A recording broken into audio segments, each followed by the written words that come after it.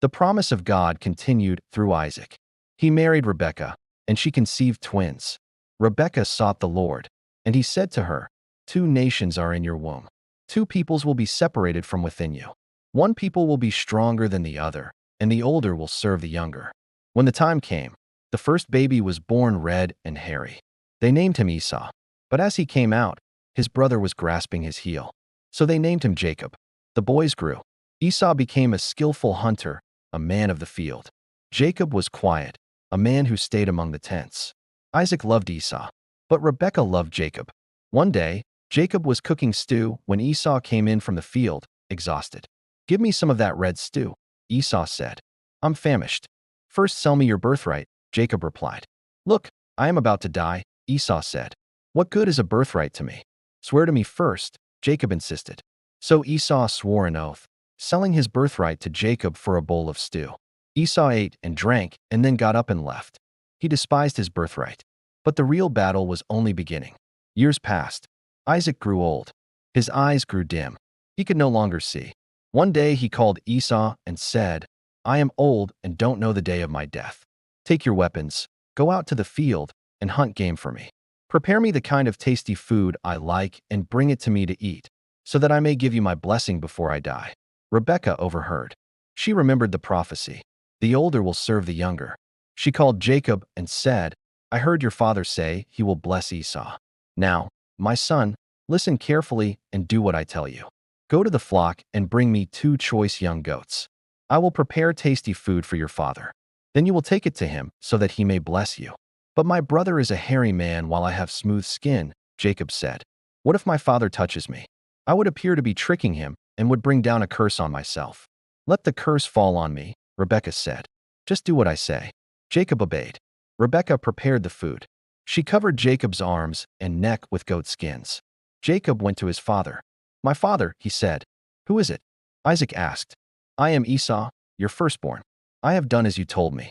Please sit up and eat some of my meal, so that you may give me your blessing." "How did you find it so quickly, my son?" Isaac asked. "The Lord your God gave me success," Jacob replied. Isaac was suspicious. "Come near so I can touch you to know whether you really are my son Esau." Jacob went close. Isaac touched him. "The voice is the voice of Jacob, but the hands are the hands of Esau. Are you really my son Esau?" "I am," Jacob lied. So Isaac ate. He drank. And then he blessed Jacob. "May God give you heaven's dew and earth's richness, an abundance of grain and new wine. May nations serve you and peoples bow down to you. Be Lord over your brothers, and may the sons of your mother bow down to you. May those who curse you be cursed, and those who bless you be blessed." As soon as Isaac finished blessing Jacob, and Jacob had scarcely left, Esau returned from hunting. He too prepared food and brought it to his father. "My father, sit up and eat some of my meal, so that you may give me your blessing." "Who are you?" Isaac asked. "I am your son, your firstborn, Esau." Isaac trembled violently. "Who was it, then, that hunted game and brought it to me? I ate it just before you came and I blessed him. And indeed he will be blessed." When Esau heard his father's words, he burst out with a loud and bitter cry. "Bless me too, my father. But your brother came deceitfully and took your blessing. Do you have only one blessing, my father? Bless me too." And Esau wept aloud. If you made it this far, kindly comment where you are watching from and give us a like. Thank you. Isaac said, "Your dwelling will be away from the earth's richness, away from the dew of heaven above. You will live by the sword, and you will serve your brother." Esau hated Jacob because of the blessing.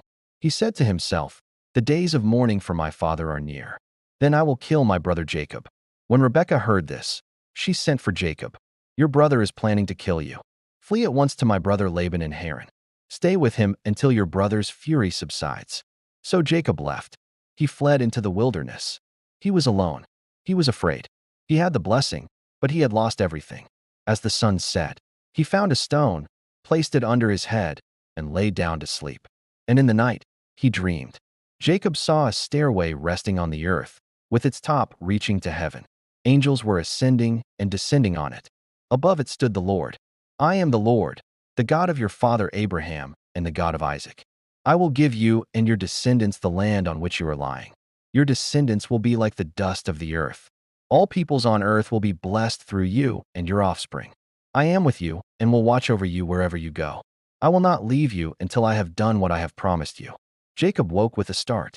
Surely the Lord is in this place, and I was not aware of it. He took the stone he had used as a pillow and set it up as a pillar. He poured oil on top of it and called the place Bethel, the house of God. And Jacob made a vow. "If God will be with me and will watch over me on this journey, and if he will give me food to eat and clothes to wear, so that I return safely to my father's household, then the Lord will be my God." Jacob rose and continued his journey. He was no longer the same man, but his transformation was not yet complete. Jacob came to the land of the eastern peoples. He saw a well in the field with shepherds gathered around it. "Do you know Laban?" he asked. "Yes, we know him," they replied. "Look, here comes his daughter Rachel with the sheep." Jacob looked up and saw Rachel. She was beautiful, and something stirred in his heart. He went to Laban and told him his story.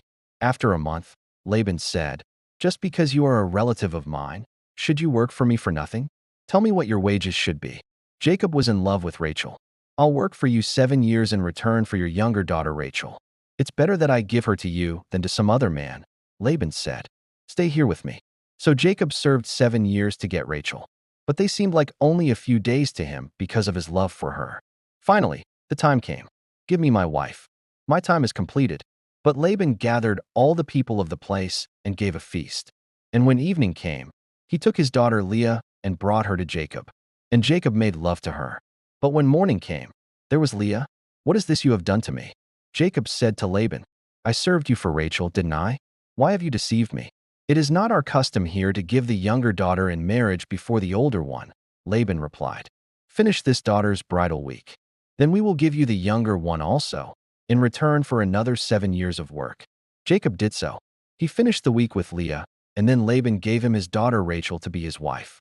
Jacob made love to Rachel also, and his love for Rachel was greater than his love for Leah. And he worked for Laban another 7 years. Jacob had been deceived just as he had deceived, but God blessed him. He prospered. His flocks multiplied. His wealth increased. But tension grew between Jacob and Laban.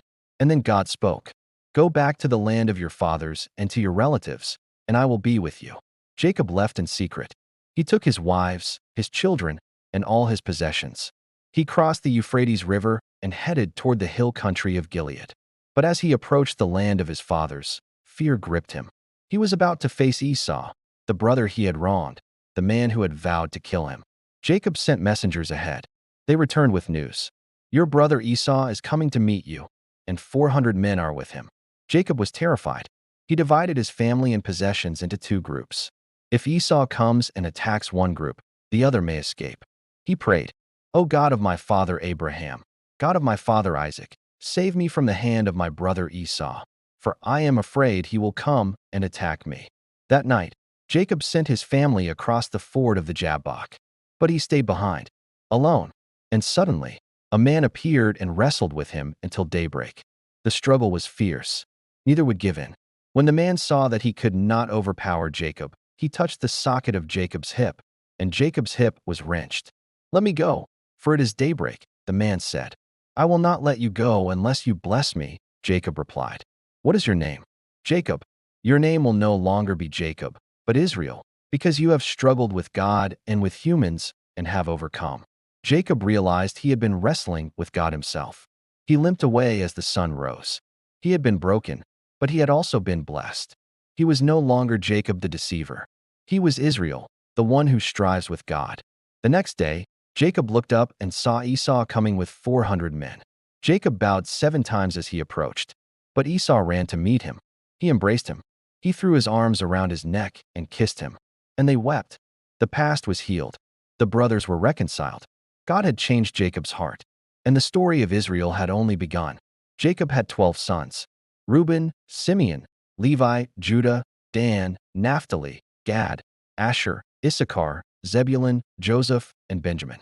But one son stood out: Joseph, the son of Rachel, born in Jacob's old age. Jacob loved Joseph more than all his sons.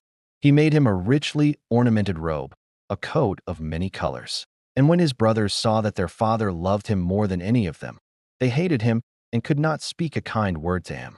Thank you for watching, and stay tuned for the next story.